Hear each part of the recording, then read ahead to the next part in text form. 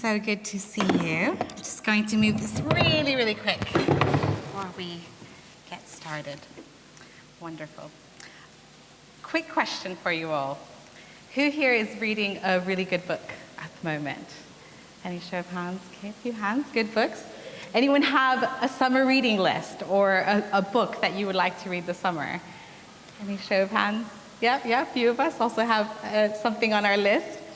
Well, I recently ordered a book that really piqued my interest, and I'm really excited about it. I kind of started it a bit, so I can't fully recommend 1010 yet.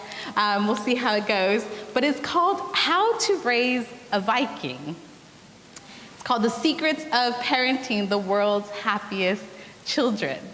Now, I thought it would be interesting. It's really funny in the pram, it's a little baby with like a sword. But I saw the title and I was really interested in why it is that the Danish feel that they have the happiest children in their country. Why time and time again in Finland and in Denmark, they keep winning at having a society where people are happy and thriving. Now, as I've started reading it, I've also felt really challenged. I've had to challenge the Hispanic mom that is just in me to make sure that children are bubble wrapped and absolutely safe and fine. One of the things that it starts off with is saying that, babies are encouraged to nap outside, and they leave them outside in their prams. Even in the winter, they're napping outside. When children are in nursery, they buy them their first axe, and they encourage them to jump off of things. And if they break a bone, it's absolutely fine. Parents say that they failed if their child hasn't broken a bone by the age of 18. And I've actually never broken a bone, but I'm going to stop there because my mom is actually here today, and she's probably not going to approve of my reading this summer. But it's really interesting how, me as a mom, as a human, I want to know how it is that I can raise children who are thriving and are happy and are confident and are kind. This is really important for me as a value. Have you asked yourself that at points? How is it that I can live a happier life? How is it that I can live a healthier lifestyle? What is it that I can do to live my life with more purpose and have a happy life? Well, what if I told you that God has actually given us the tools for this? The tools of how we, as Christians, as people who follow Jesus, can create a society that is happy and thriving, and one that is full of joy, that people would want to read books about. Well, we're going to be looking at this morning, how it is that we can be followers of Jesus, that are making a difference in our societies, in our communities, and in our world. In today's reading in the book of Micah, we see the prophet Micah. He was called by God to remind the people of Israel at that time what it was that God had called them to, what it was that was their original purpose. And why is it that Micah had to be called by God to do this? Well, because God's people who were called to be faithful to each other, to creation, to the world, that were meant to be an example to the whole world and other nations of what a good God is, we're failing. Again. Surprise, surprise. We see Micah being called to be the voice of God, to remind them of how God wanted them to live. In verse 8, we see Micah say, "You know what I require of you." This is God saying to them, "You know what it is that I require of you, to do justice, to love mercy, and to walk humbly with God." It was actually a different and radical way of living because their society was no longer living this way. Their society was living completely opposite to this. A little bit of backstory of the book of Micah. At the time when Micah was called by God to challenge the leaders of society, to challenge even the prophets who were meant to be the voice of God, he was called because there was a lot of corruption. There was a lot of things that people were doing that were against earth, taking care of creation, but also taking care of each other. The leaders of society, of the government, started stealing land and taking it for themselves. They were creating more wealth by their greed and taking things from other people who were more vulnerable and who were poor. And this was making God really, really angry. Because actually, in the Torah, in the first books of the Bible, where God was giving his people a way of life, a way to do things that would glorify God, when he was giving them a plan, when he was giving them the law, he said to them that they were not allowed to take land from any family, and especially if they were poor. And we see that in the book of Micah, they had forgotten this. And they started taking advantage of each other, taking advantage of those who were poor, of the widow that was left without a husband. They started taking advantage of each other and doing things which God was really angry about. And because all of this was upsetting God, he called Micah to challenge them. He said, remind them of the way that they already know they should live. Not teach them the way that they should live, Micah. He said, no, remind them, because I've already told them how to care for one another. I've already told them how to make sure that they honor one another, how to make sure they honor the earth, to make sure that as they're producing crop, that they let the ground rest. These are all things that God had already instructed his people. He had already taught them how to have a society that would care for the poor, that would care for the widow, that would care for the foreigner, that would care for the immigrant. God had already given them plans and ways of honoring each other. This isn't something new. This isn't something that human rights activists now are engaging with and exposing to us as humans because we need to do better. This is actually what God himself instructed his people to do. To be a people who would reveal his wisdom, his understanding, his mercy. You see, what's really beautiful about this passage of doing justice, it's not saying, oh, you should engage with justice as Christian people. You should, as followers of Jesus, you should engage with it. No. It's saying you should do it. You should live in a way that is full of justice, that thinks about the other, that thinks about how to create a more just society. And not only that, but love mercy. Love mercy. What is it to love mercy? To love mercy is to go above and beyond just the justice. Not just doing right because it's right, but saying, I'm going to go the extra mile because I'm a follower of Jesus. And I'm called to live with mercy. I'm called to even go beyond that. You know, in the New Testament, we see Jesus talking to Peter, and I love this passage where Peter, who's a bit of a hothead and doesn't want to forgive, he says, so do I just forgive? I hear what you're saying about forgiving people, but is it just 7 times? And Jesus is like, no.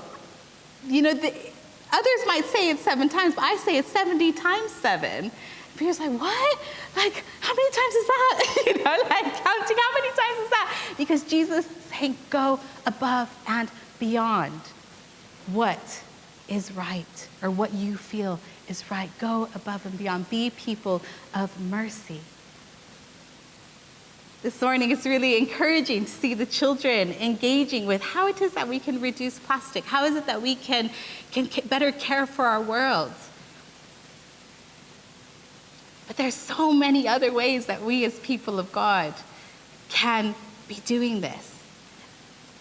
And it's so good to be challenged and reminded of this on a Sunday morning. To say, okay, how is it that I'm going to live differently not just this week, But how am I going to be producing habits that honor God, love God, allow him to delight in the way we live?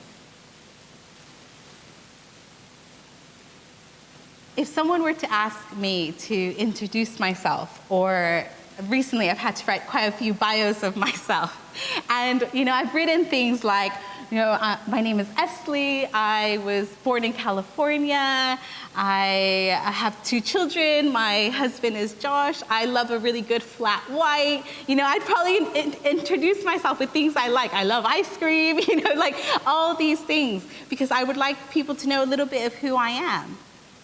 Well, God himself did that so many times in Scripture. God loved to show us his character. God loved to tell us who he was. And when God talks about himself in the Old Testament, we see God describing himself over and over as a father to the fatherless, as the one who hears the cries of the poor, the one who cares for the foreigner and the immigrant, the God who looks after the widow. And we see God's character reflected in the passage we read this morning, who loves justice, who loves mercy, and who wants us to walk humbly with him. We also see this character reflected in the life of Jesus, always looking out for those who had no voice, always looking out for those who had no positions in society.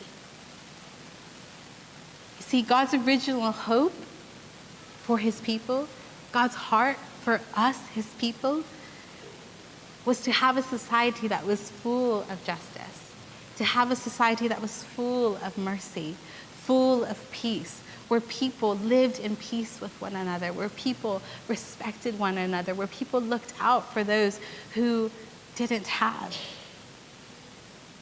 But we see in the book of Micah that they started instead creating unjust economical practices and started destroying the land and hurting people as a result, not caring for the vulnerable.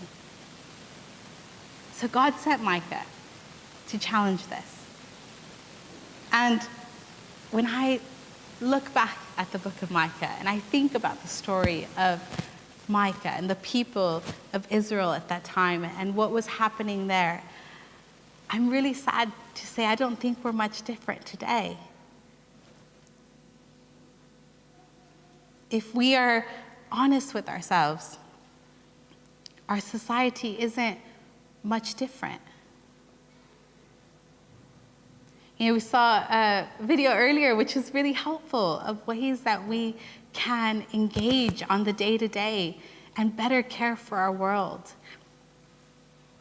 Because as a result, if we better care for our world, if we think twice about how it is that we're doing, what it is that we're buying, how it is that we are honoring both our money, but also the people who are making these products and what it is that we're doing,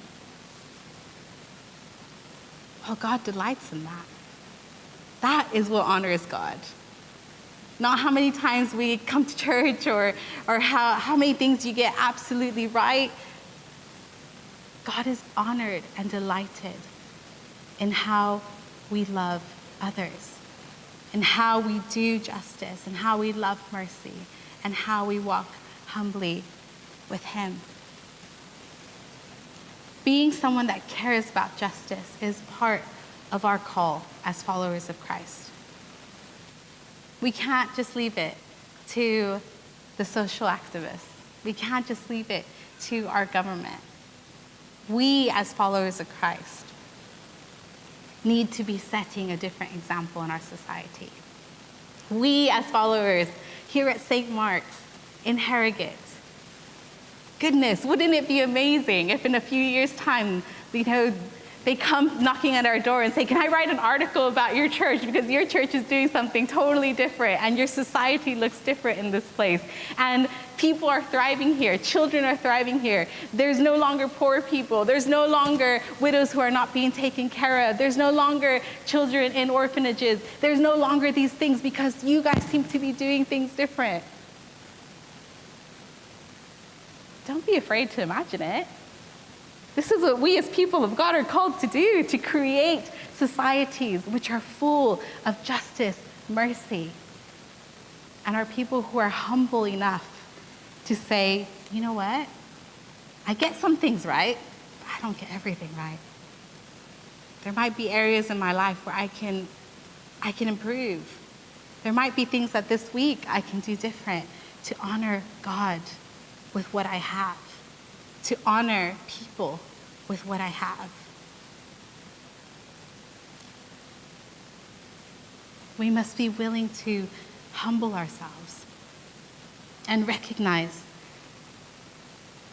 that God is the one with the answers, that God is the God of love, justice, peace. And when we follow him, we allow him to show us a better way. We allow him to show us that we don't have it all together all the time, and that there's areas in our lives where we can do better. That's part of following Jesus. I'm constantly being shown areas in my life that I don't get it right. And, even this morning I was challenged. Like, yes, I was also talking to Jessica, who I think we definitely need to get her to do a tutorial at some point. She was saying she makes her daughter's spray to detangle her hair instead of buying, more and more plastic. And she gave me a little recipe of water with olive oil, and it helps the curls. And I was like, great, my daughter has wavy curly hair, let's do that. So I've started doing that thanks to her, because she's encouraged me of doing something different. We, as followers of Christ, we should be like that, teaching each other. Come on, let's do it better. Let's try to, maybe farm ourselves, share with each other our lettuce. I love that there was a few weeks back, people were selling plants to each other to help the environment. And for 50p, that was nothing, and it went to charity. It's a way of living which honors God. When we love each other, when we love our world, when we love creation, when we love those even that we do not know.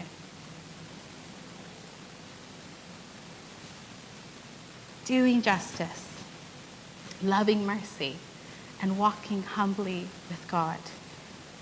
It's actually not about seeking the best for ourselves. It comes with trying to live more and more like Jesus, calling out against unjust structures in our society. Not being afraid to use your voice, not being afraid to use your positions at work, not being afraid to use your positions in your home, in your communities, and saying, how is it that we as followers of Jesus can show God's love to this world? How is it that followers of Jesus, we can practice each day ways of showing that we are people that love justice, love mercy, and walk humbly with our God?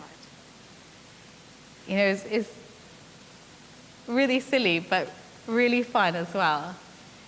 Looking at this Micah passage alongside having this next to me and dreaming for the church to be the people who the world looks to for a better society. For the church to be a people who the world looks to for questions and answers. Because we can have a position in this world because we have been given a voice by God. We have been filled with his Spirit. If you love God, if you know God, you are filled with his Spirit, and he has given you the power and authority to make changes in our world. He has given you power and authority to make changes here in Harrogate, to make changes wherever it is that you step foot. This isn't just a job for those in government. And if you are in government, great, keep going. This isn't just a job to leave to others. This is a job that we have been called to since before we in here were even born. As people of Christ, we are called to live different. And I think we could do it. I know we could do it. And I'm so glad that we are able to have this time to encourage each other, do better. To say, God, we're sorry for the times we've gotten it wrong. But anoint us as your people to go out and make a difference in our society, in our environment, in how we care for others, how we care for the world that you have entrusted to us, and how we show your light to this world. Amen.